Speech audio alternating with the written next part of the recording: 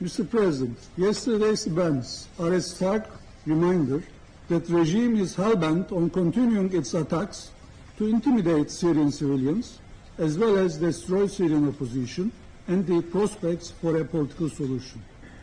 Today, Turkish presence in Idlib is hope for the millions of civilians who are stuck in this area and the only bulwark against the regime's crimes against humanity.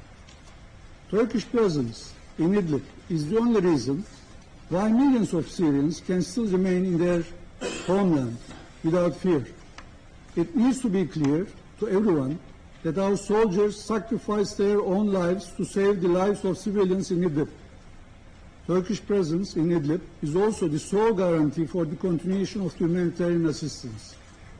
These are exactly the reasons why the regime and its backers are targeting Turkish armed forces. The regime and its backers want to drag Turkey into their dirty war because Turkish soldiers stand in the way of the regime from fulfilling its dream of a military solution. But there is a miscalculation here. The regime and its backers are used to killing innocent civilians and members of the opposition for years. They should make no mistake. This time, they have targeted Turkish armed forces directly. Some warlord in Damascus may not know the difference. Some extremist mercenaries fighting along with the regime may not know the difference.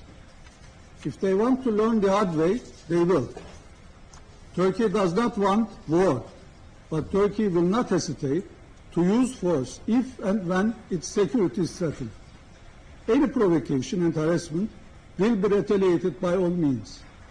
Mr. President, Turkey has been displaying utmost restraint to avoid a direct military confrontation. But this is a fight between right and wrong. Turkey is undertaking these efforts on behalf of the international community in order to protect millions of civilians, mostly women and children. Most of you have been thanking us for our tireless efforts. What we want from you is not your gratitude only. We want you to share the responsibility. The fate of millions of civilians is our joint responsibility.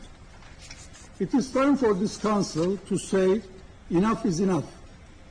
The Council has to stop regime's war crimes and its reckless behavior that pose a direct threat to international peace and security.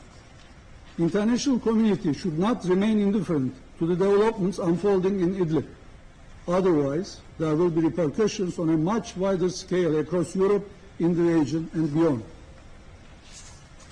Mr. President, as to the previous speaker's statement, I would like to emphasize that it is a disgrace that he is still sitting behind the Syrian nameplate and telling us shamelessly that millions of Syrians, including the newly uprooted 560,000 children, are terrorists.